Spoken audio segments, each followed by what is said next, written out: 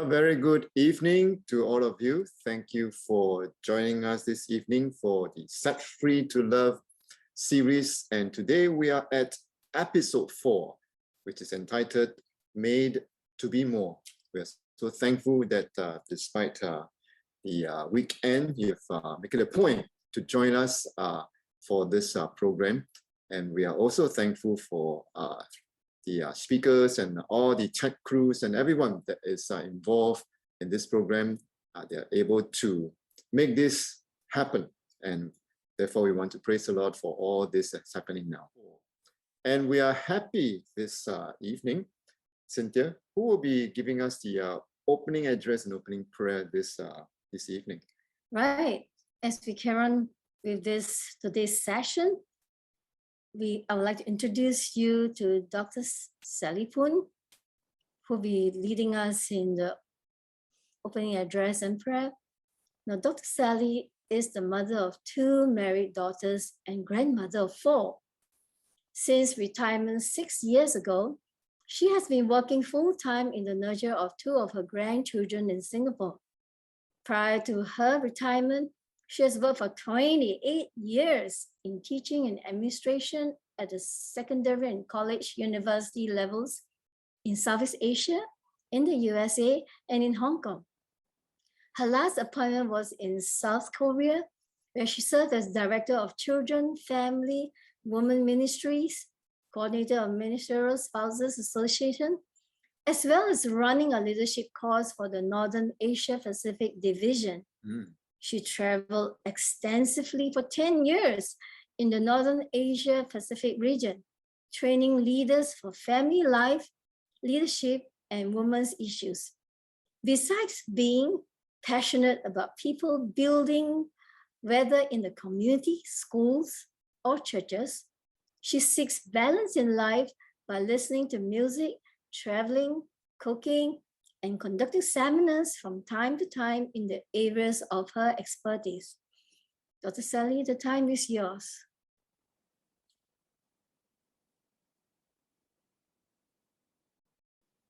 Dr. Sally, you need to unmute yourself.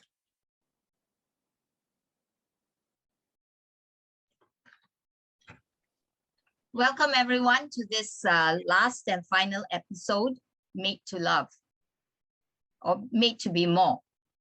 And it's good to see friends from all over Asia, once more, maybe even further than Asia, and we welcome you this evening.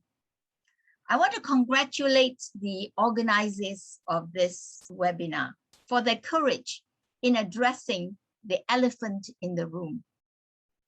It is sad that many churches simply ignore this as a problem. And this problem is bad or even worse than the current pandemic itself. Half of our teens in Singapore have watched or read sexually explicit materials. And some have been as young as 7 years old when they were first exposed to it. Now, in our last session, we have learned quite a bit about pornography. And it is sad that in a poll that was taken in 2015, Christianity Today states that 68% of Christian men view porn. 50% of pastors view porn regularly. And 11 to 17-year-old boys are the greatest users of porn. So today, society looks at porn as something that is very normal. But our Christian perspective is exactly the opposite.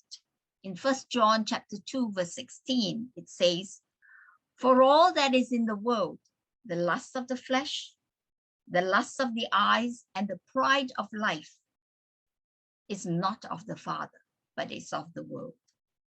Galatians 5:16 further reminds us, "I say then, walk in the Spirit, and you shall not fulfill the lust of the flesh."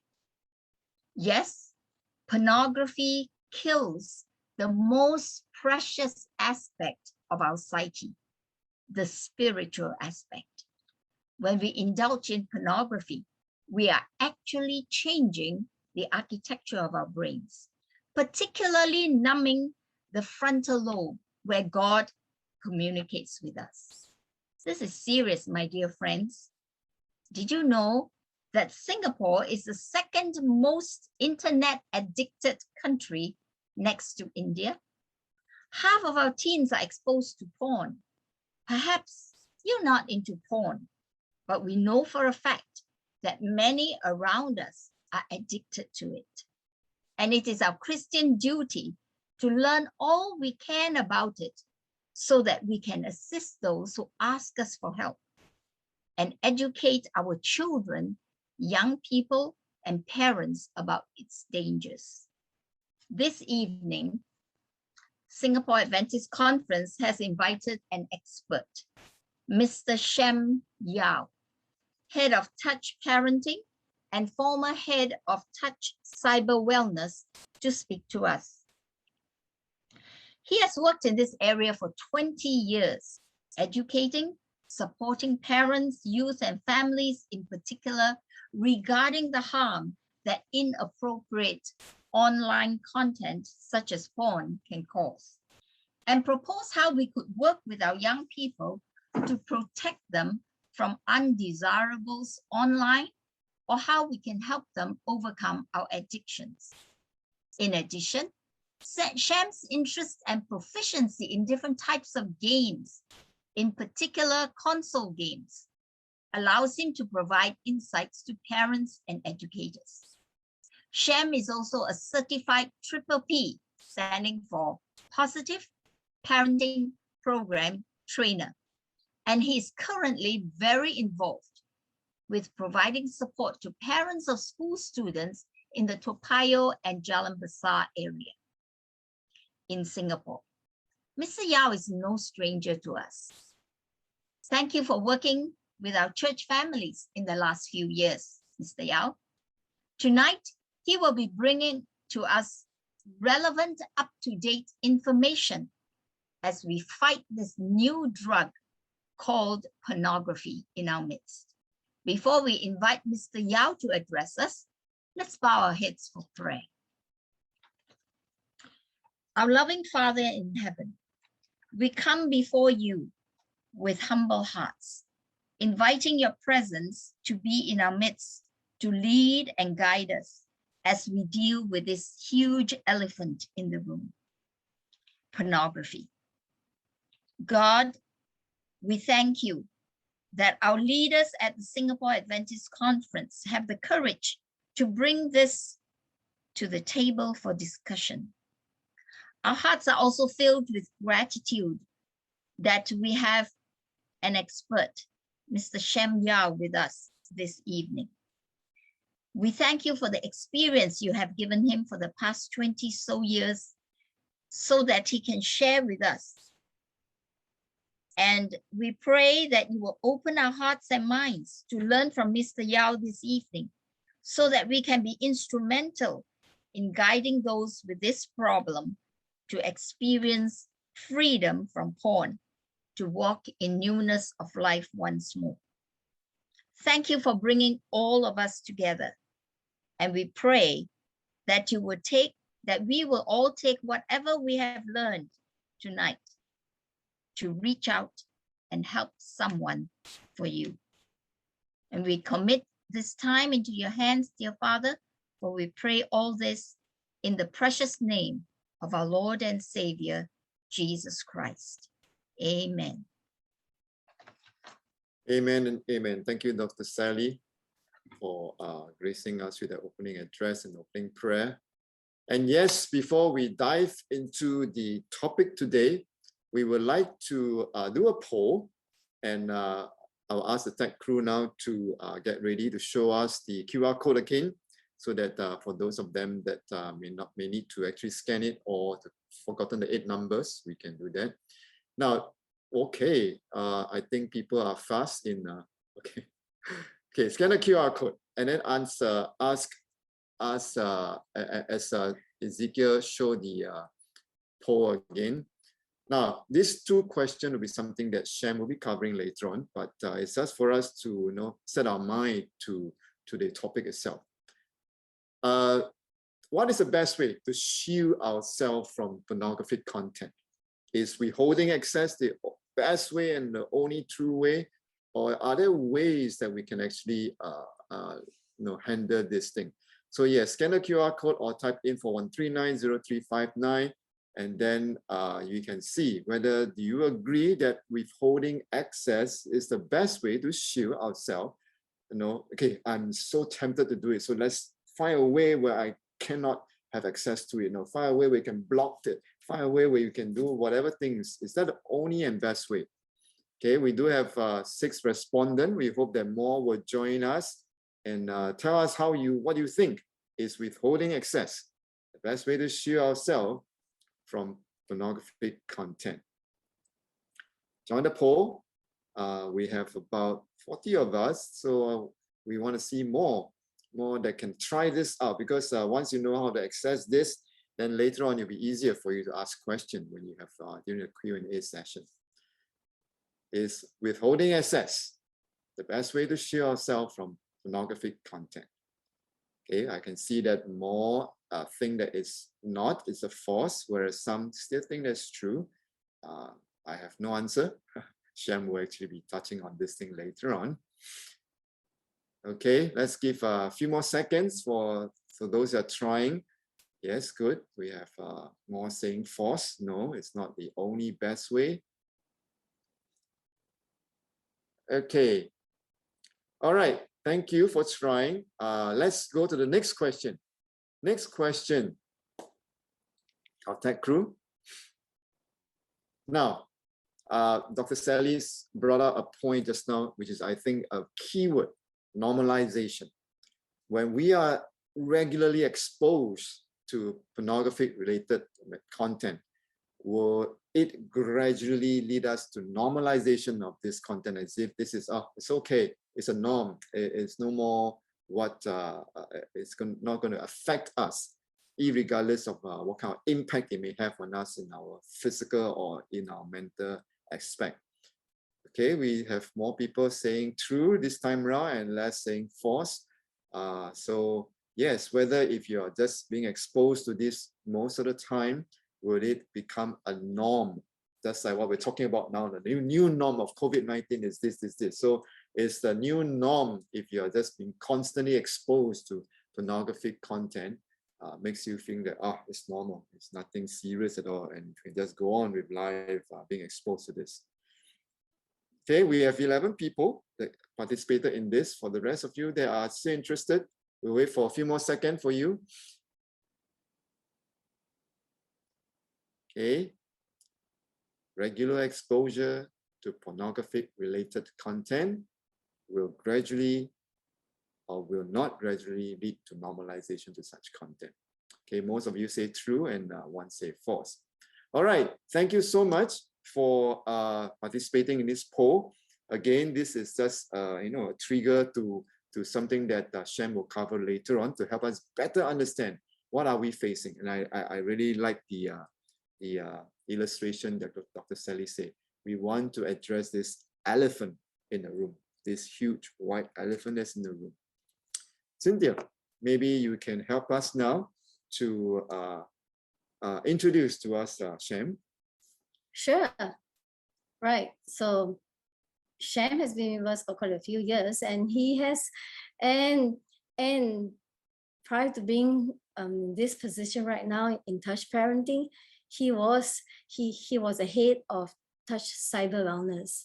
So he has been working with many schools, with the government for at least 12 years. So he is very well versed in all these areas. So we're really happy that he's here with us to guide us and share us on today's topic. So Shem, the time is not yours now. Thank you for joining us. Hi, thank you, Eric and Cynthia, for the warm welcome, and thank you, Dr. Sally, for your kind words. Indeed, I won't call myself an expert, but indeed, it's been a privilege and to be able to serve the community at where I am, working with families, children, youth, especially parents for the past decade or so. And indeed, I started when I was 15 years old, working with youth in a church youth group, as a youth leader, as a youth mentor, and all the way till now. I've continued to work with young people, but my focus is also with the parents. And I would like to thank the organizers for this opportunity and this platform to really share what I've been doing in my area of work with families, with parents. And indeed, we want to, indeed, I will agree with Dr. Sally for that statement. It's very courageous to want to deal with this, because it does get awkward. It can be difficult, and we are basically going against the grain. And going against the grain as a counterculture can be scary, and we feel that it used to be easier because we know we are making a good stand. But now with that keyword called normalization, and it can get a bit daunting, and this constant concern and fear can be overcome when we are able to understand what is happening around us. We are equipped with the right knowledge and information, and with the right attitude, I believe that we can address this together as a family, and as a church, as a community. Right? That's really, really important. So thank you so much for having me this evening. All right, and just a quick sharing about myself, a bit more to give you context. That's how you spell my name, Sham. And since we're in a Christian community, right, I'm sure you know where my name comes from. All right, yeah, and I'm 40 years young, graduated many years ago with a Bachelor of Science in Psychology, and currently pursuing my master's. All right, and I'm a husband of one wife, father of 3 kids. Primary 5, a primary 2, and a 4-year-old, and that's my lovely kids. And over the years, 13 years in Touch Community Services, I have the opportunities to be working with children, speaking at various conferences, overseas, local and overseas as well, in Shanghai, Manila, in Jakarta, in the US as well. And so these are just some of my privilege and honor to be working in this sector. All right, so I hope to be able to share some of my personal experiences with you.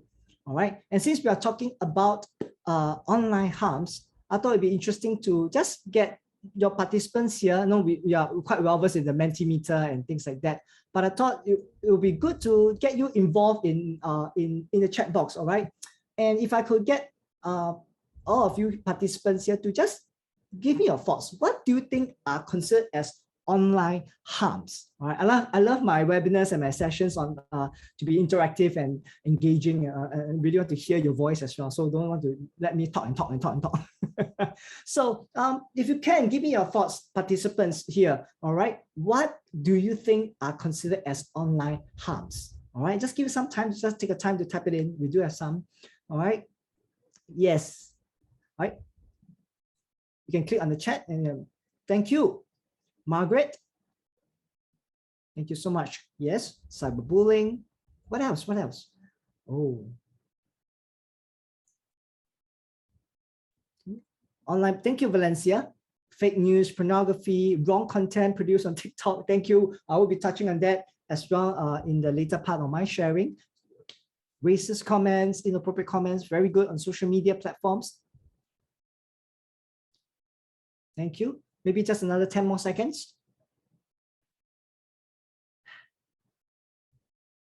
Thank you so much. I'm so glad to hear that we have friends from our counterparts and friends from overseas. I'm so glad that you can join us from the various countries.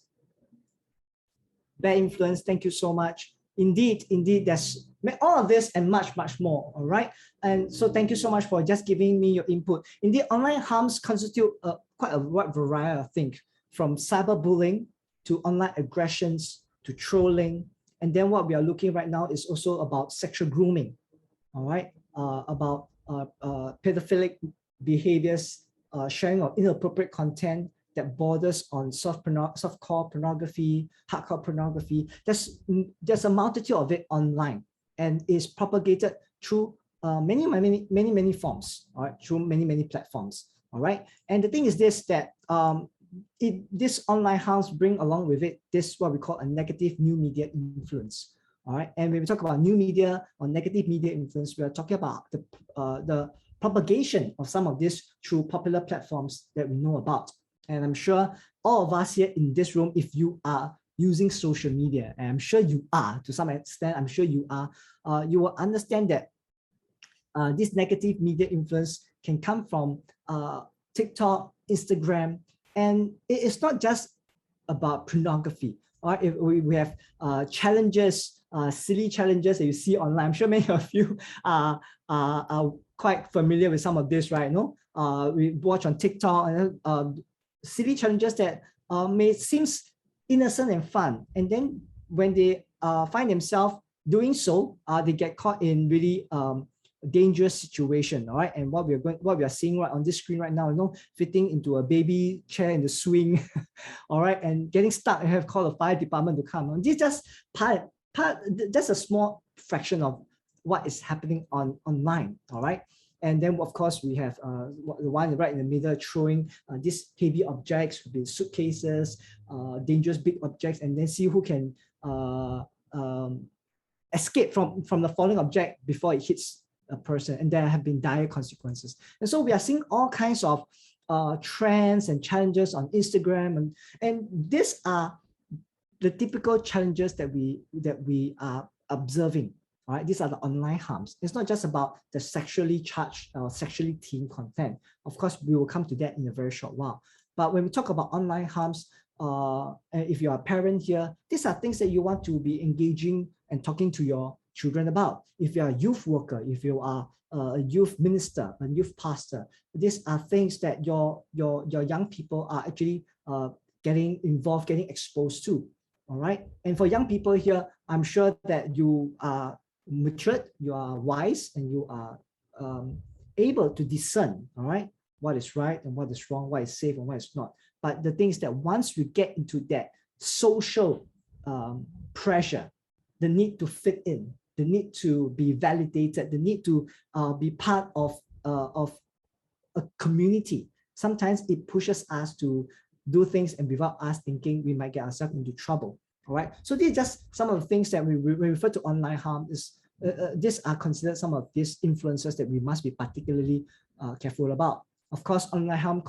When we talk about online harms, we cannot not talk about inappropriate content, and this comes in the form of violence and profanities. And it comes in. They can be disguised or even be fronted as art films, movies, documentaries. All right. And so as we are getting more and more exposed to new media platforms, and we're talking about video sharing platforms, YouTube, Netflix, Disney Plus, and so on and so forth. I'm sure there's many out there, and all of us need to get acquainted with to understand what is out in the internet. These are really how our young people are being challenged with as they consume all of these media forms. All right. Are we equipping our young people, our children, our young adults, for example, to be able to process and to discern? All right. I like one of the questions that was brought up in the poll just now by Eric. Right. Can we totally prevent and stop our children or anybody from accessing any of this? It's not possible. All right. It's all over the internet, and unless you are going to cut yourself off from using the digital space, it's almost impossible because all this will be pushed to you. All right. And with that in mind, with violence and profanities that is part and parcel of this whole online harm, we guess we have to look into this particular topic called pornography. And it is indeed a very sensitive topic. It used to be easier to talk about it. We know it's wrong. We know that it's not appropriate. But as the years gone by, as the society evolve and communities evolve, our ideas, the way we perceive, the perception of people have gradually changed, and we need to understand the concern. We need to be ready to have this, be ready to be able to talk about it with our people. All right, be it whether you are working with young people, you're a family person, you're a parent or a minister, and so on and so forth. It's really important that we need to understand the concern, understand be equipped with the knowledge and information about porn and its effects, all right, on a person. Okay, and so let's start off very simply by being well versed and attuning ourselves to a clear definition. I always believe in aligning everybody, my participants, my learners, the people that I work with a clear understanding first. What is the definition of pornography? Because that will set the stage for many things to follow. Right? A clear foundation of it is that a definition of pornography is any kind of material, right? It used to be print material, right? I'm sure many of us here who are parents or slightly older in our 30s, 40s, and 50s, you need to put your hand up, okay, how old you are. But the truth of the matter is that we used to be hard copy magazines and materials that 20, 30 years ago. But right now, it's digital, it's online. And so the definition of pornography has also evolved. Is described as this: any material that's explicit description and display of sexual organs or activity which means to cause sexual excitement. And this is adapted from betterinternet.sg. Okay, and so it comes in forms of films, media, images, prints, text. Sometimes right now we are talking about audio. All right, it's no longer just pictorial form. All right, and as I mentioned earlier, pornography itself is rampant on the internet. It used to be it used to be easily circulated only through printed forms, but right now it's on the internet, it's all over the place. And I'm glad that Dr. Sally brought up some of the statistics that we understand about how rampant pornography is. But I thought it would be good to show you some visual caption that was actually, I'd like to quote the source. This is from TERS. This was first published in 2018, 2019, if I remember correctly. I have the wonderful opportunity to be on the same platform as Dr. Josh McDowell at that particular conference where this was released. And indeed, pornographic material has grown from in 1998 for just 40 million web pages or websites to 2.3 billion. All right, 2.3 billion. That's the amount of pornographic content there are online, and the number is not getting lesser, it just keeps getting more and more and more. All right, can we effectively completely stop access and not abstain and totally won't be able to gain access to this amount? It's almost impossible. It will push somehow to you, you will chance upon it. So how do we deal with it? So that's one thing about how big it is. And which of these sexual issues are you facing now? And this was a poll in a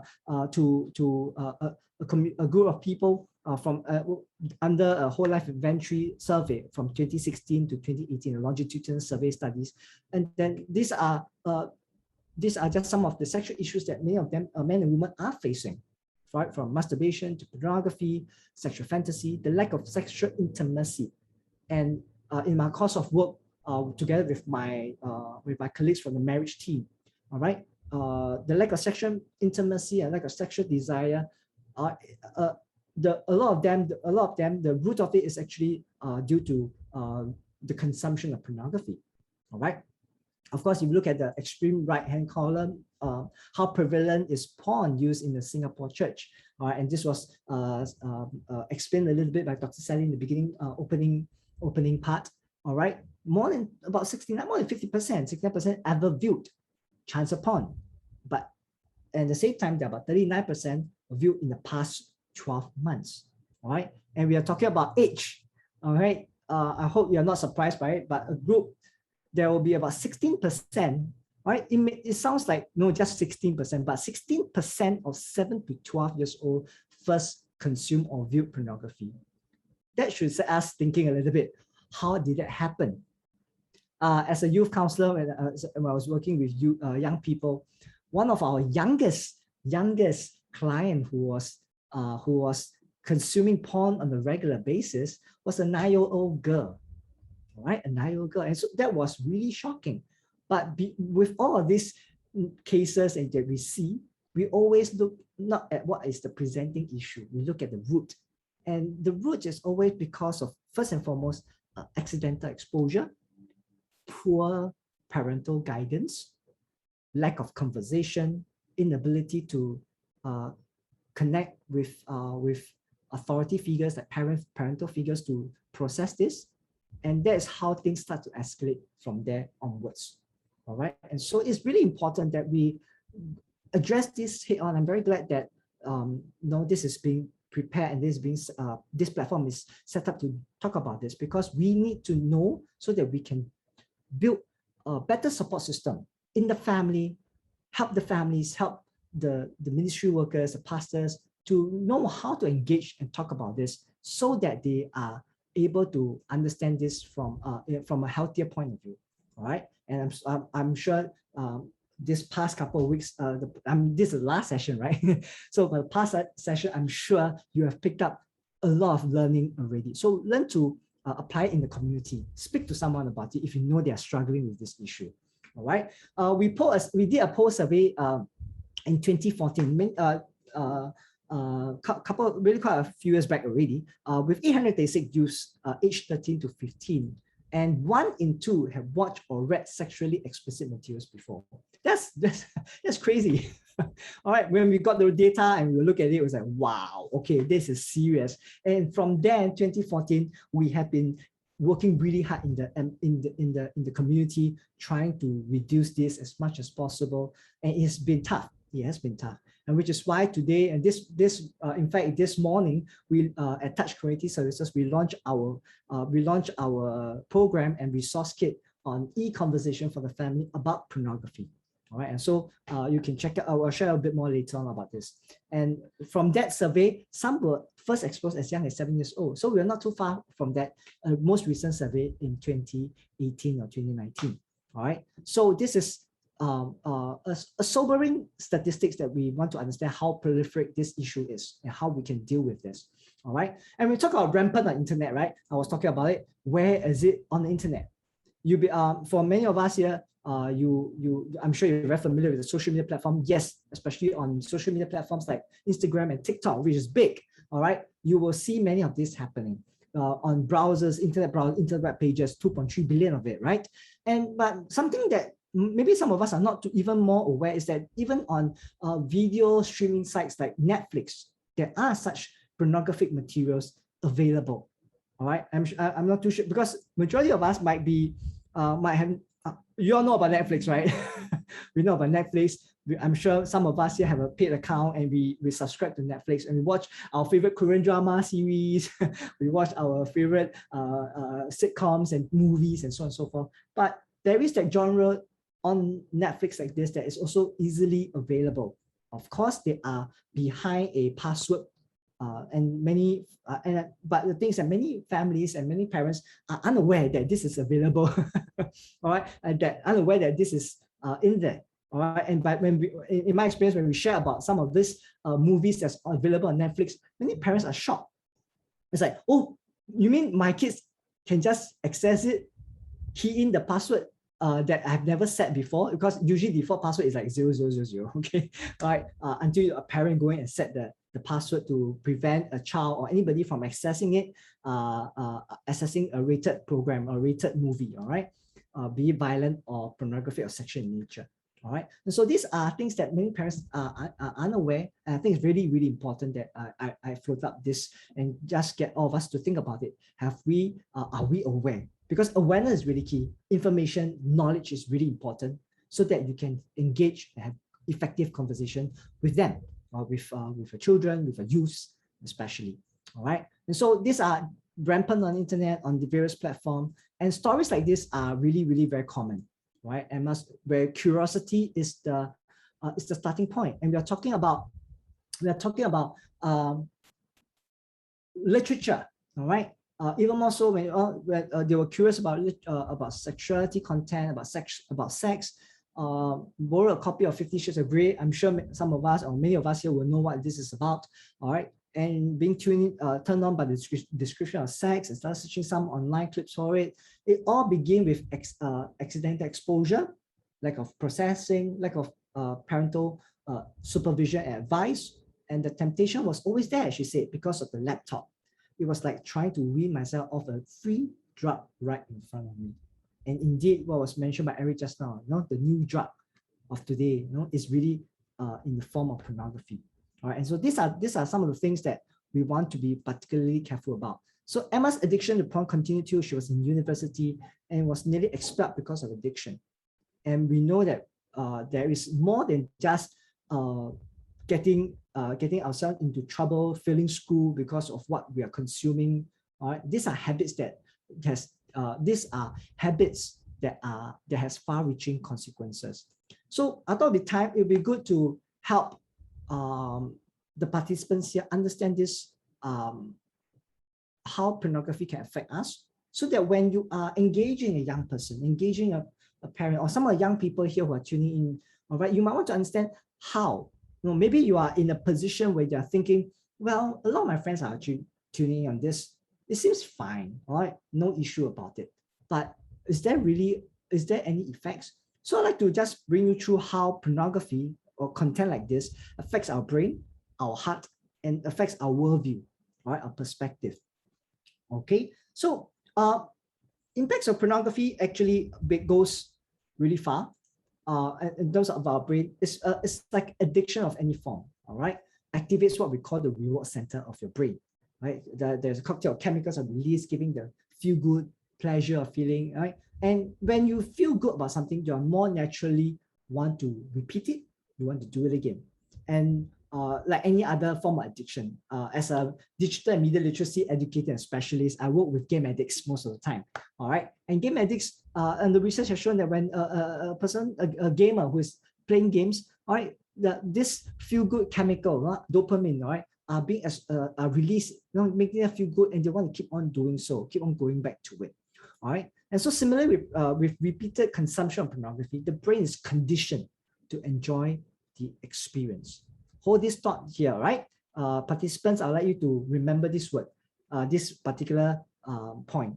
The brain is conditioned to enjoy the experience. All right, I'll come back to this point later on. All right, the brain is conditioned to enjoy the experience, and so this is the impact of pornography on the brain.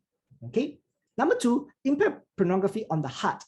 It's the act of self-consumption, where we know that when a person who consume pornography do not want others to know, and so it hurts relationship. It leaves them feeling lonely and empty, and it of course causes them harder to connect emotionally because a lot of it is physical gratification. A lot is physical gratification, and which is why this pornography brings about what we call unrealistic expectation of what sexual relationships are about. And so by consuming some of this content online, all right, the expectation of sex is completely reshaped. All right, and in pornography, men and women always look good, they look really well, they look well endowed, and so on and so forth, and it seems like that. But we all know that this is not always the case, and there are so many. In reality, it's more than just looking good. In reality, it's really about the emotional, the physical, the spiritual, the mental connection between a man and a woman, a husband and a wife. All right, and so this is where we will talk about that keyword about normalization, right, and how it can basically in psychology terms we talk about desensitization. Okay, and so these are the impacts of pornography on the heart. All right, and in many of the current rate of marriages that are being affected, that are being impacted, divorce, much of it are due to one party, all right, consuming, all right, pornography, all right, and thus leads to unsatisfactory sexual relationship in the marriage, and that is causing a strain. All right, so there are many of these things, many stories that's happening out there, and I'm sure you have heard about it, you read about it, and so we want to be particularly careful about it. Okay, so this is what this Naomi Wolf once said. All right, today real naked women are just bad porn. All right, because it has warped, all right, the entire image about what a beautiful sexual relationship is all about. And we all know that sex is a beautiful thing that God has created for a man and a woman, a husband and a wife. It's a beautiful thing and it's meant to be enjoyed, and God designed it to be beautiful, designed to be enjoyed. But yet, this is what has happened. All right. And so we must be able to articulate this to the people that we work with. All right. Number 3, of course, is the impact of pornography on worldview, perception. All right. The what version of sexual education, normalizing, the keyword here, negative behavior. All right. Increased physical aggression, thinking that, oh, this is how it feels good. It's like, for example, 50 Shades of Grey. All right. It's a story about a billionaire man who fell in love with this lady, but he enjoys all of these things, violent sex, humiliating the partner, and so on and so forth. And it basically desensitized the viewers, the readers, people who watches the film, to think that, oh, it's okay, it's love at the end of it. All right. And so this is how the perception has warped, impacts, and it normalizes what we call negative aggressive behavior. Okay. There is increased tendency to act out, to be violent. All right. And this is very interesting to see how cultures, movies, medias like that is far-reaching. Let me just illustrate an incident. I was at a popular bookstore, all right, a popular bookstore, and I was walking past a section where they were displaying books, right? And this group of girls were all giggling over around it, and I said, what are they giggling about? And I found out, I just peeped over and take a look, and they were actually one of the books which was 50 Shades of Grey. All right, the wrappers were all one of the book was not shrink wrapped. Typically, they're shrink wrapped. All right, one of the books were not, and these girls are all looking through the pages, looking through, reading it, having a good laugh, giggling about it, and that is how it has desensitized and normalized some of these deviant behavior. All right, and so I thought it's something that we can consider and think about. All right. Let me quickly just share on to a few more stats about how people perceive porn, since we're talking about perception. All right, take a quick look at some of these data. I love data because it gives us a very good understanding of perception about people. All right, about society. All right, 90% of teens and 96% of young adults are either encouraging, accepting, or neutral when they talk about porn with their friends. All right, and so I'm sure that I see some young people in our midst. I see a few young people. No, how is it like? Does this? Have you ever had the experience of talking to your peers, your friends about pornography? All right, and what was it like? What was the conversation like? Oh, you never had that. All right, maybe within your community in the church, we know we don't talk about these things, but maybe you should. We should talk about it, so that we know how to better equip ourselves to talk to our friends outside the church wall, because we need to be the light in the world. We need to be able to engage and say, hey, be able to explain, to share, all right, why is it not suitable, why is it appropriate, why is it not healthy, and what is the impact. Just 55% of adults 25 and older believe that porn is wrong, all right, more than half, but just 55%. Teens and young adults 13 to 24 believe not recycling is worse than viewing porn. I don't know how they made a correlation or how did they put their question into it, but it's interesting. All right, not recycling is worse than viewing pornography. All right, that is really mind-boggling. All right, about how normalized, like what Eric was talking about in the beginning, normalization has become desensitization. All right, and 43% of teens believe porn is bad for society. Only 43. Compared to 31 of young adults, all right, 18 to 24, 51% millennials, which is most of us here, 44% Gen Xers, and 59% boomers. All right, we have seen a decline in belief and perception system, all right, of whether pornography is bad for society. And right now we are hearing talks about pornography. We talk about ethical porn and unethical porn. That is interesting, right? You mean there is ethical and non-ethical? Well, so these are things that's happening out there in society, right? And we, as a community that work with young people, that work with children, and parents say with their children, it is really important that you engage them and talk about it before they hear from the world and be defined by the world. Okay, so yes, normalization is really what we are seeing. And I guess we have to do our very best to try to slow that process down, and hopefully we are able to reverse the process as much as possible. Okay, and as much as we talk about pornography and it's really blatant that it's wrong, there's also normalization in the fact that when we perceive certain things, it seems to be okay. It's not just about sex, it's not just pornography.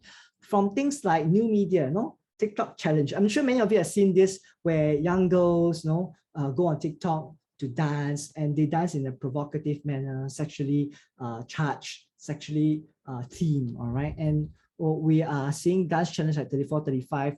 I'm not too sure how many of you are aware of this. If you are not too sure, do a quick Google about it, find out what is it all about, what does it mean. Lyrics that are very suggestive, sexually suggestive. And our young people, especially, I've seen on TikTok, primary school girls dancing, following the dance challenge on TikTok, and they are none the wiser. They are not aware. They are not fully aware of what they are doing. They are not fully aware of the lyrics they are singing to or dancing to. All right, but everything behind is very, very sexually charged. All right, and and this is why I believe, and with my personal opinion, that the normalization begins. It starts off as something as simple as just a dance challenge, a TikTok online challenge, and then it grows and grows to being sexually groomed, to exposing yourself on internet for the fun of it. All right. So there are many of this, and this is the impact of new media on normalization. All right, and I hope that when we chance upon some of this thing, it's not to brush it aside, to block it away from our children, from the young people they work with, or when they do something like that, we come in with that perception or with the attitude of they're wrong and they need to stop. But rather, hey, why do you think you do so? Process and get them to think, because they need to discern. And we need to, instead of just taking the stance of right and wrong, we need to also be able to engage and to encourage our young people and our children to discern for themselves. So impart the skill of discernment, impart the ability to discern to our children and our youth. So how do we do that? How can we approach this effectively? I'd like to leave you with 3 E's, right? And that is to engage, enrich, and enable, right? To engage, to enrich, and enable. Right? Engage the heart, because the heart is the root of all of these issues. All right. Many of them are doing so because of social trends, and that social trend is driven by to feel a sense of community and belonging. It's the heart issue. All right. And so we want to be able to relate more than retaliating against something. As much as we see that it's wrong, as much as we see that it's not healthy for our people, for our children, we need to know how to relate, to empathize, to connect. All right. And to talk about it with the heart. Oh, why is this? Why? Understand their perspective, understand motivation, and then convince. We need to enrich the mind with all the knowledge of happening, and at the same time learn to instill values. All right, and that's where I feel is most effective. When we talk about values, nobody can ever say that values are wrong. All right, respect of the body. All right, respecting others. It's not that we have, for example, we dress modestly, not because we people say that's the right thing to do, but because we value ourselves, we value our friends. We do not want to stumble people, for example. Right? So enrich the mind, enable the person to be able to discern, mentor them, work with them, help them to discern, help them to think about it. Give them the ability to think critically as they grapple with some of these social norms and social trends that's happening all around them. It's not easy, especially for a young person, a young adult. It's not easy. 20 years back when I was in the army, it is not easy. I'm sure Eric can attest to it. When in the army, we are constantly bombarded by all these sexual nuances and stuff like that. Being a male-dominated environment. We are constantly bombarded. It's not easy. Right now, for a young person, is just as hard, if not harder, because it's so normalized. All right. And so we need to be able to mentor young people. So one of the key things that I would like to encourage all of us is not to just go head in. All right, not go hit it and just say this is wrong. But sometimes when you see something like this happening, where some chance upon a young person dealing with it, stumbling, consuming pornography, maybe a young person come to you and share, no, I'm struggling with this. No, we do not want to come in with answers, all right? We want to be able to first and foremost disengage and reflect and prepare ourselves. Talk about it. How? How do we talk about it? Well, I thought it'd be good to just share with you this simple tip, is to pause, to understand, and then respond with your heart.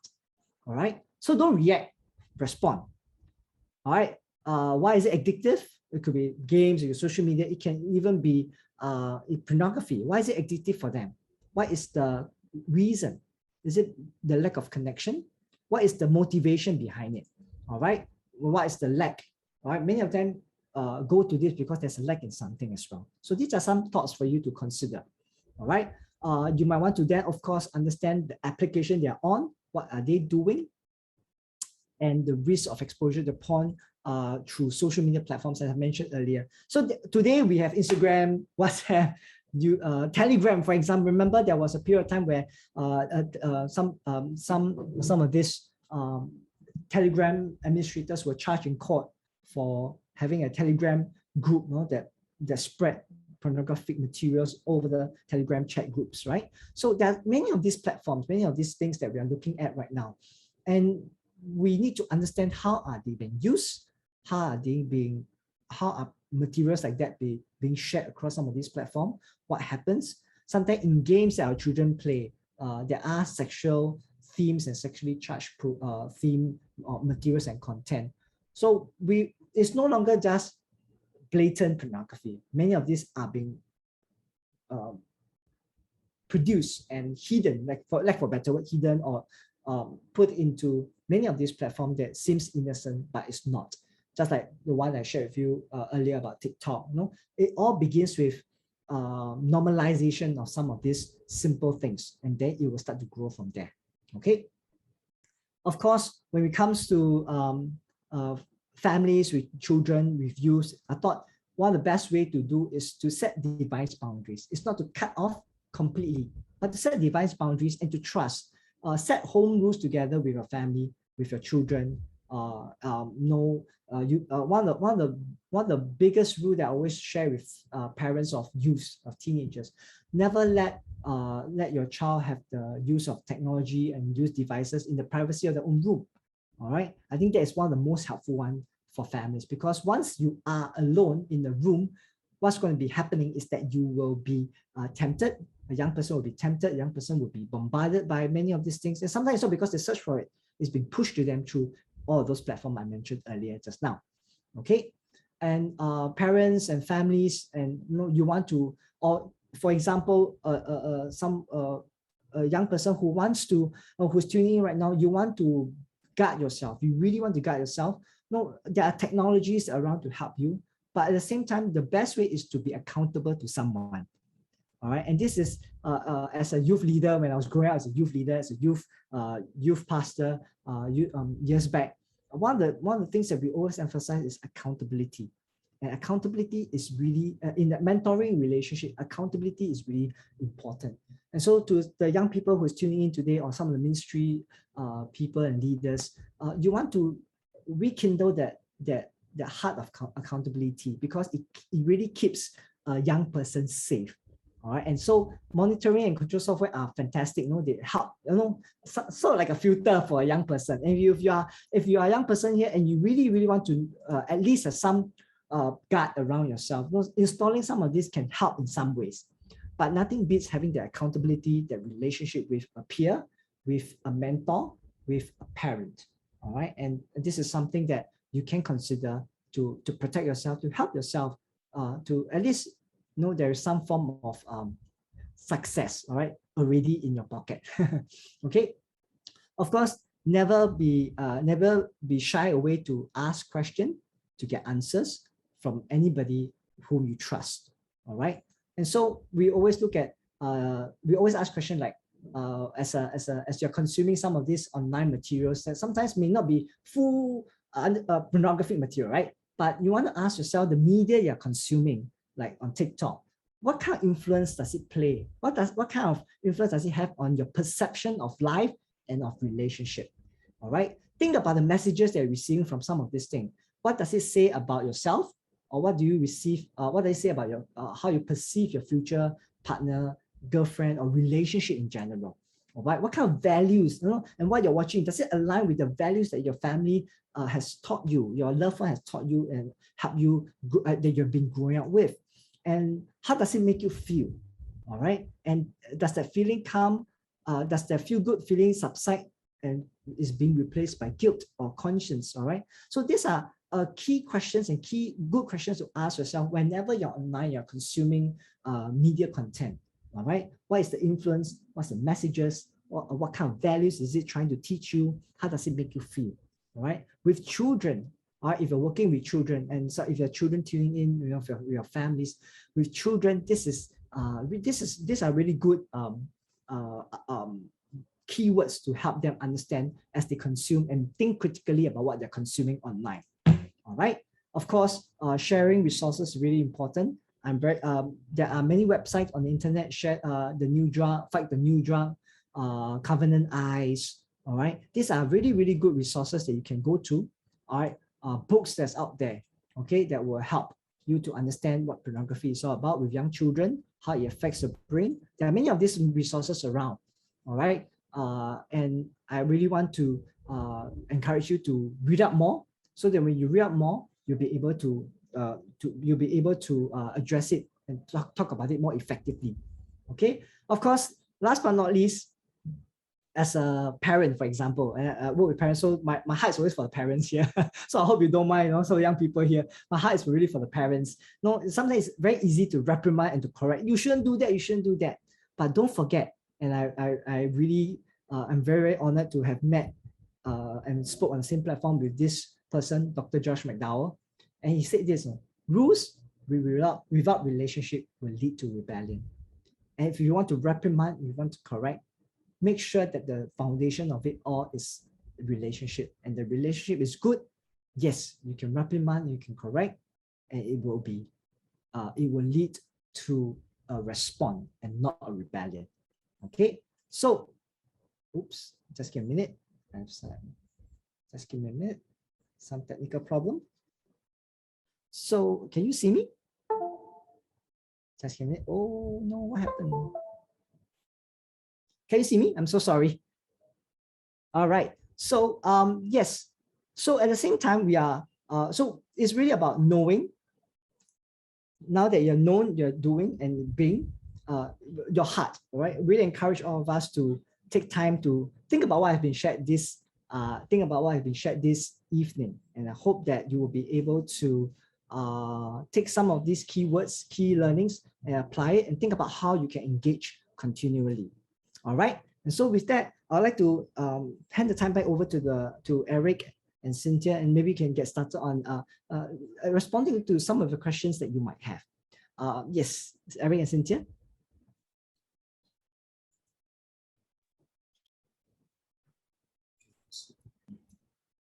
Thank you, Sham, so much for a very enlightening topic. You have covered so much information that's very helpful and useful to us. So we'll now go to the menti.com. So enter this code, and if you have questions, please enter your questions there.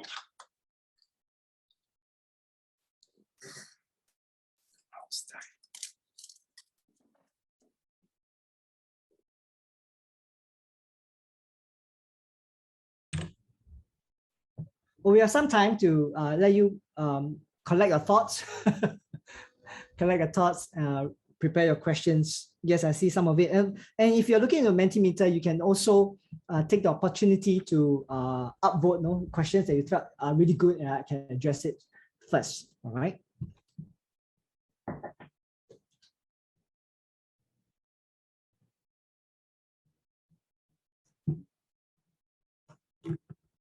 All right.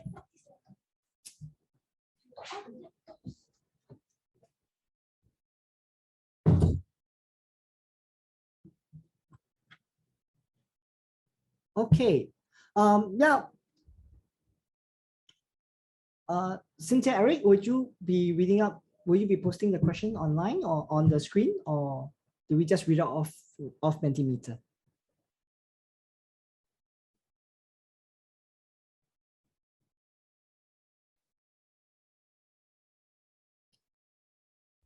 Okay. The first question I'm seeing on screen right now. Is it okay? Is it okay if I get started?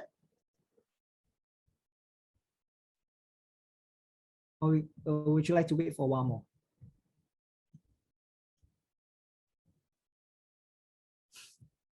That's a really good question, I must say. Shem, go ahead and answer it. My apologies. No worries, don't worry about it. Yeah, Our thanks. mouse just died. Okay, no worries. It happens. My screen died just now for a while. Thank you so much. Whoever posted this question is really, really important and really, really helpful. How can you help someone who does not feel that watching pornography is wrong? I guess a lot of this is got to do with perception and values.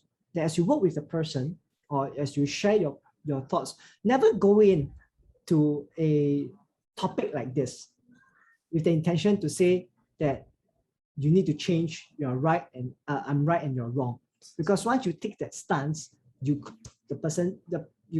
basically close all avenues of communication and discourse, if I can put it. So yes, we can take the stand that it's not healthy, it's not right, it's wrong, and we should not do so because we understand there's impact. And as you're helping someone through this journey, it takes time. All right. I never believe that when you address this with somebody, especially something with about how they view it, how they value it, how they perceive it. All right. It's never going to be changed overnight. It requires some time of journeying. Sometime it requires a period of time to really talk about convincing, about helping the person see the impact of it. And sometimes if you do come across, if you know someone like that, and at the site you do come across articles and stories about how the constant consumption of pornography affects this particular person. Maybe it's a newspaper article, it's a story. You can share it with that person and say, hey, this is something that I've been worried about you, and I know that this is something that you do, and this is something that I would like you to consider. I think that's how we want to approach this matter as much as possible, rather than just taking the stance of saying it's absolutely wrong, you should stop it now. It can be difficult. All right, and we don't want to, when we take a hard approach like that, we cut the person off. There's no room to continue to engage the person and to talk about it. So I hope this gives you a better idea of how you can approach and how you can minister to someone like that. All right. I hope that answers your questions a bit more. Whoever posed that question.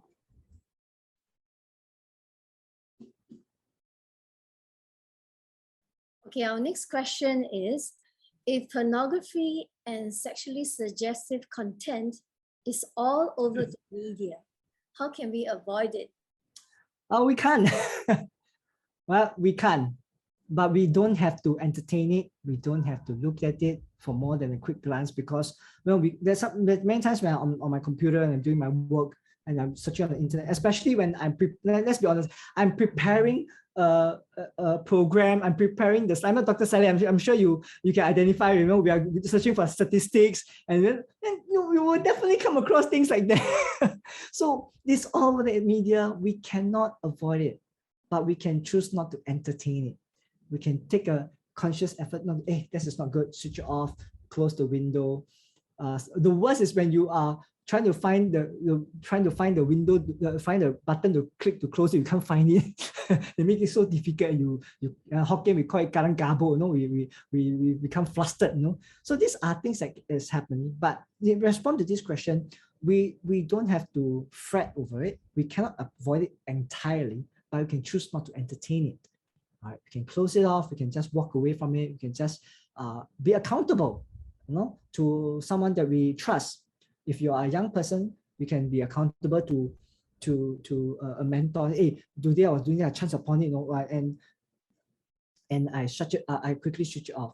In many of our counseling work, especially when we're dealing with young people used with porn addiction, one of the things that we want to establish after building a good relationship and good friendship is to instill a sense of accountability.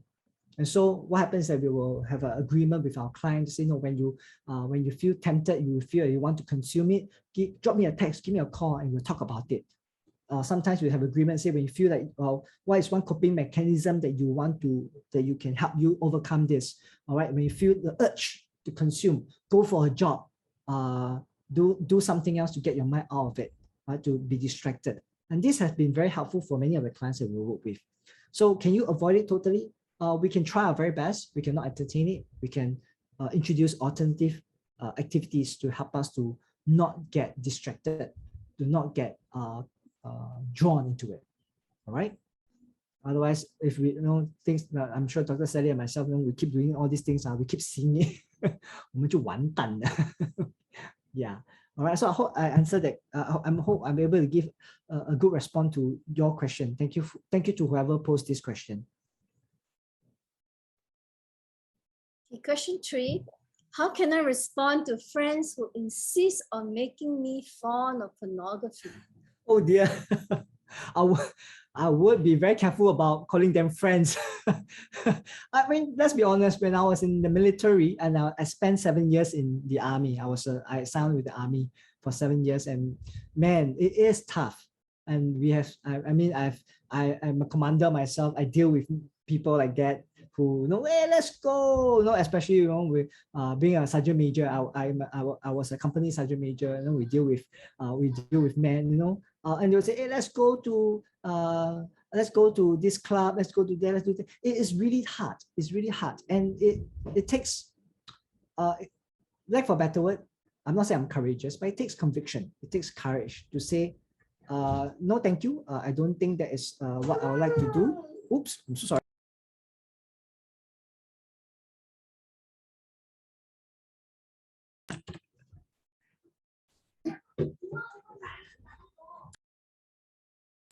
I'm sorry, my son just came into my room.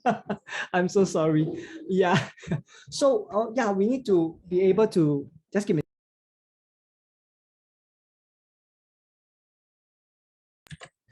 I'm so sorry.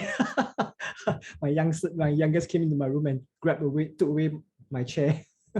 So indeed, we want to be able to respond and say, oh, I'm not interested in this. And thank you very much for the invitation, or I don't think it's good for me. I just do not like it, and make a stand. The key is to be able to deal with the aftermath of saying no. I think that's really what is the fear and the concern of many people, or the person who posed this question.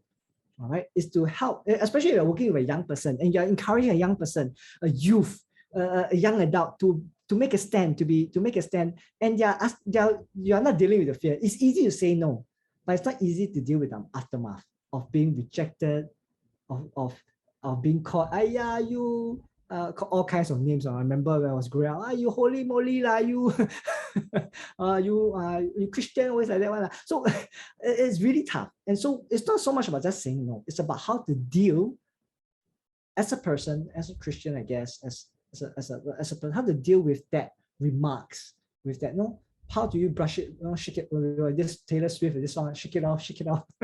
Just let it slide over you. Don't let it affect you, because you know that you're making a stand that is good for you. It's not so much about just saying, not so much about just saying no. It's about being able to be true to your conviction, I guess. All right, and what that is not healthy for you. And you, by doing so, you actually send a very strong message. All right, that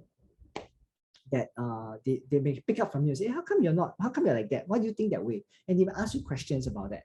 All right. So respond as you most able to, and do not be afraid to say no, and deal and know that there will be sometimes name calling, but be brave about it, and talk to friends. Get encouragement from like-minded friends from the community, within this community that you have right here. I'm sure you will be encouraged from there. Okay.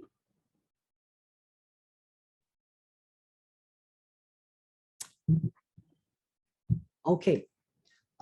This is a good question. From our work with many porn addicts, children, youth, young adults who are addicted, right? There are a few key things that actually has shown to be successful. First and foremost, like I mentioned, is about the support system. That means having like-minded friends, having a social support system that can provide safety.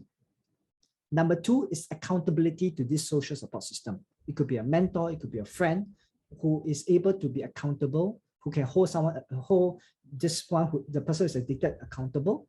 There's close contact, close relationship to talk about it. All right. And in these two key things, what holds it all together, there is no judgment. There's no judgment. There's always that supportive encouragement. Even when they fail, they are tried to. I'm glad it says has tried to stop, but has been unsuccessful. Never write the person off. Continue to encourage. Continue to walk with the person. Continue to demand, like for better word, or build up that accountability. Because over time, as I said, they will with that they will be able to be successful. All right. In this context, in this church context, I guess is also I believe that is also coming together and pray, because prayers of a righteous person availeth much. So come together and pray. I think that was really where it all, that prayer binds everything that I just said, the 3 points together. All right. So don't give up, and whoever posed this question, and you are working with somebody you know, somebody who is in this position, I really encourage you to bring more friends coming. Sometimes you want one person, you yourself, one person helping somebody can be very tiring. All right. Bring along a few trusted friends, come together, say, let's work together, let's help. I think that will be very helpful. All right. But thank you for this really real question. It is really hard. Question 5. Are there Attitudes? attitude, body language that indicate someone is addicted to porn? No. It's very hard to tell. It's very hard to tell. If there is, it's not like taking drugs and seeing all the lies and things like that. Most of the time it's very difficult, and which is why it's concealed. And remember in my earlier slide, we talked about being hidden, being concealed. It's very, very hard. And like I said, when someone is addicted, it's not something that they talk about. And they are dealing with it. Most of the clients and people they are know of, they work with, they are actually dealing with it. They know it's not right, and they are dealing with it, but they have not been very successful. So they naturally you usually won't tell, but I think it's there's no way to tell per se. And so it is really about having the ability to connect with a person and allowing the person to be open and to share about it. All right. But if anybody could come up with a good way to tell attitudes of body, please let us know. I'm sure we all want to be able to zoom and yeah. But yeah, good question. Question 6. What are common questions you ask about porn, and how can we respond? Okay. Common question that young people ask about pornography. First one, children will ask, "Yee!" All right. Second, young people will say, "Why not?" And that is the hardest question to respond to. Why not? All right. And which is why I say many of them have wrong perception and concept about it. So how can we respond? It's always not just to say why, is to say, why do you want to? All right. So many say, when they ask about porn, is it real sex? You know, I watch porn. Many of them will answer, "Oh, I watch porn because I want to learn more about sex." All right. So first question I always ask them, as a youth counselor, youth worker, the first question I always ask young people is, why do you want to learn about sex first? Are you going to be engaging in sex soon? No. That's what they say. No. So why do you want to learn about sex? That's the first question. That really start to open up the whole conversation already. Number 2, we say, when you can divert a lot of questions away from the word porn to deal with the root issue. No, what is it about sex? What is it about sex that you want to know? Okay, is it when you talk about when do you think is sex appropriate? And that's where you start to bring in that the value and the notion about marriage, about the sanctity of marriage, for example, about relationship, about what you treasure, about your future relationships. So a lot of times when, this is my personal experience working with young people, when they start to ask a question about porn, it slowly divert away from porn to a very real need question. It's about sexual identity, about sex. Very interesting. It has always come to this word sex. All right. And that's where I have always encouraged families and parents. Parents, if you have children here, you have young children here, and you have not taken time to talk to your children about sex, please do so now. Because it is inherently linked to some of these things that the young people are actually looking at. Parents, families, if you're not, I mean, some parents ask me, when is the right time to talk about sex? Now, as early as possible. I start to talk about sex with my young children when they were 4. All right, we talk about modesty. We talk about good touch, bad touch, right? Then as they get older, we talk about body parts, about body, about your body, about your sexual organs and what do they do? What's the purpose? And then go to youth, we start to instill the values of relationship. We start to talk about the beauty of marriage and the beauty of sex in marriage and so on and so forth. So there's many of these things that you can approach age specific, right? According to the ages, all right? But the key thing is this, the common question that young people ask about porn is typically about, is it real sex? Is that how sex is supposed to be like? Is it really how it looks like normal? It is always related to the act of sex, all right? And so, so be ready for that. And then you realize that as you talk more and more about with the young person, the word porn doesn't come out anymore. It's gone over to their side. So I hope this gives you a better idea of what are the common questions they always ask, all right, and how you can respond. All right. Thank you so much for this question. This is really good too. Question 7. What is the right mentality or attitude we should have when approaching friends who struggle with pornography? Great question. I covered this question just now. This thing, really open mind, because you need to know what they're struggling with. Number 2, no judgment, because we all know that condemnation kills. First and foremost, a person who is struggling with pornography is already dealing with a sense of condemnation. And it's not going to be helpful when you as a friend comes along with that judgment as well. So if you are working with someone, you have a friend who's like that, have an open mind to listen, to understand their struggle, and to build that relationship. Because once you don't have that relationship, you have no say, and you cannot help the person at all. So we learn condemnation kills. So don't add on to that.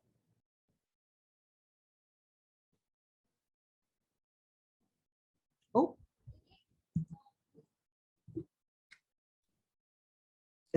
All right. Okay, yep, these are all the questions that's been posted, that's been posted in the Mentimeter. I don't think we have any more now. Let me check the chat group whether any. Yeah, I'm looking at the chat group too. Yeah. No, there isn't. Okay, thank you so much, Sam. We are really, really thankful that you have shared not only just the gateway where all this content can be easily accessed, but also some tips for us to know how to really figure out how best we can deal with it, especially with a hard question that will be posed to our young ones or even sometimes adults. I want to share an experience that I have, which I think is very important for us. It is really everywhere.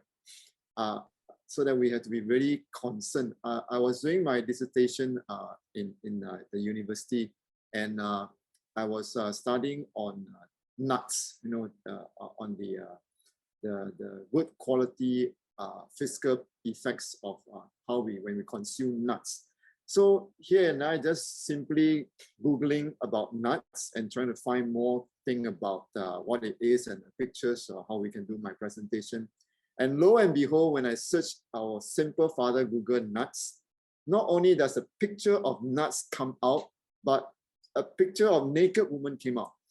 So to me, what on earth happened? And lo and behold, then I realized that in UK, there's this Nuts magazine, which is actually a porn magazine. So I tell you, it can be a very simple, innocent thing that we're trying to do, and yet you will end up in something else. So just imagine any of our young ones trying to do some research in their homework, and they can be exposed to anything. So let's be very aware that our young ones, especially what Dr. Sally and Shem has shown us at their very young, innocent age, already these things will just pop up in front of them, especially when they play games, some certain of the games. So yes, so thank you so much for sharing with us. Yes. Yeah, I have a question. You know, this was posted to me by young people. You know, when we try to put those kind of like what you suggested, some of those so apps or something that will help block or prevent, the comment is, hey, you block, then you also block other things that I need to use. How? So it's like you also don't block. No, if not, I cannot use my things. Yeah, it's You're like, okay, then what to do? this is a very technical question. Yes, many of those parental control apps and block apps that monitors, right, do quite a good job at blocking certain websites with keywords, for example. It's a matter of setting, and if you realize that it inconvenient or block something that you have access to, you can actually go into the settings and to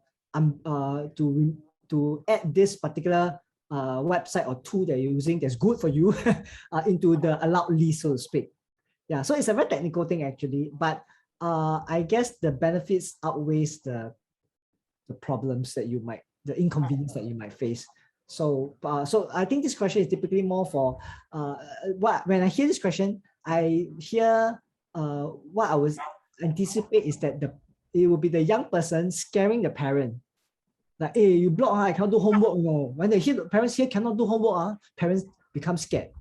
Then okay. Then they unlock.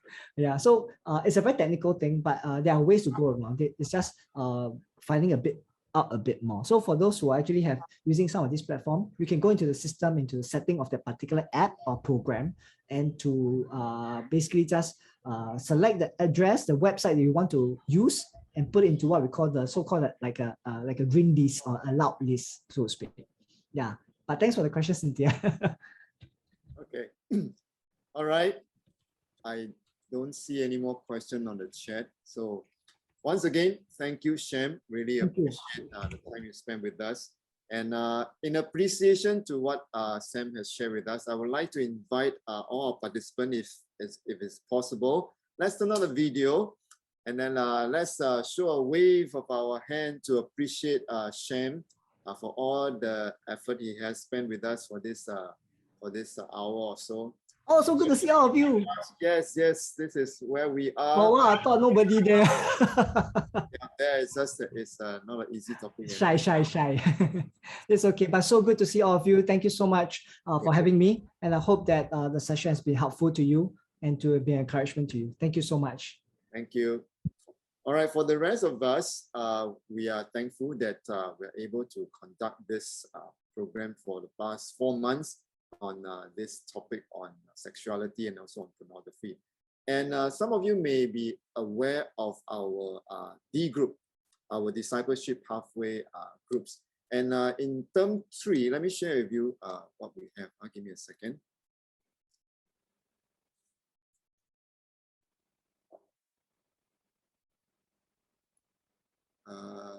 Here we have, yes, give me a second.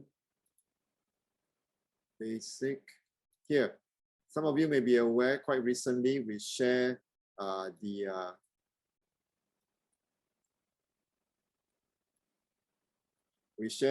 latest app, Discipleship Pathway app. And in term 3, we will be covering some of these topics too. So for those of you that have not joined any D group or are in the D group, do realize that we will be touching on some of this, and we might add on a few more on these topics when we can. This one can be downloaded in the iOS format or Android format too. So some of the links are now found in the chat. So whenever possible, join a day group so that we can have more understanding on this topic, and maybe we can provide more resources to you too. Yes, and this app is free and it can be used by anybody, so not just in Singapore. So anyone who's interested to use this app can also follow the link that we have shared with you through our chat group, so that you can see what is this D group app all about. And if you are interested to use it, you're welcome to use it in your own country too.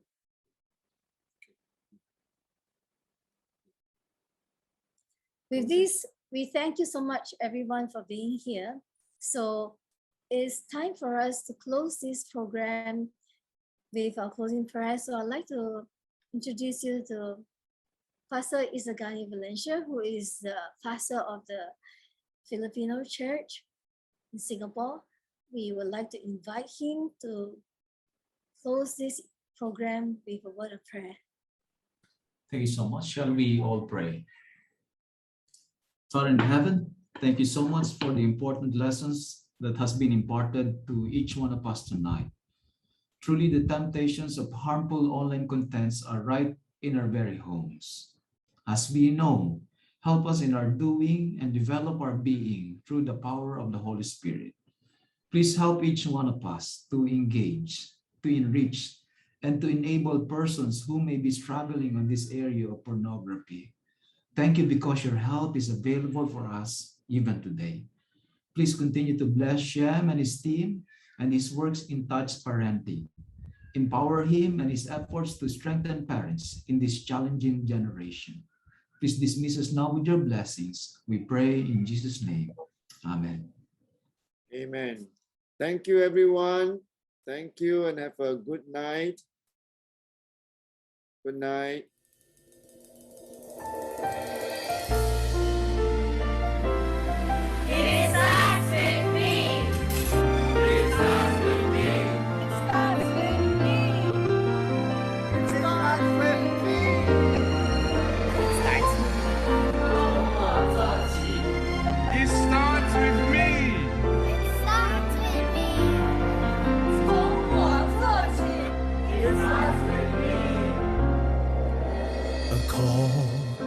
Is given to us all, a mission for saving the lost.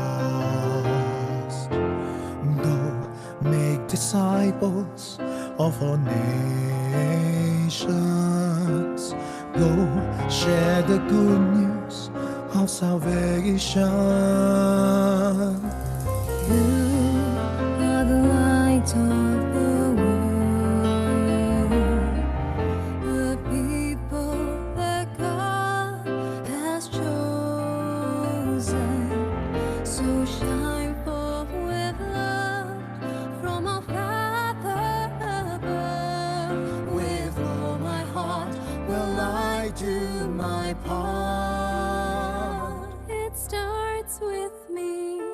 fulfilling of his call.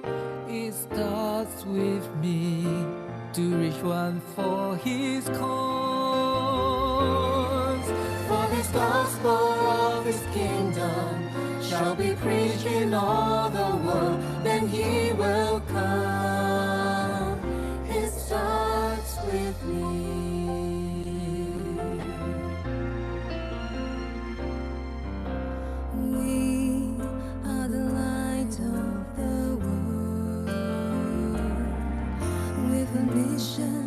For saving the lost, making disciples of all nations, showing to all that Jesus is.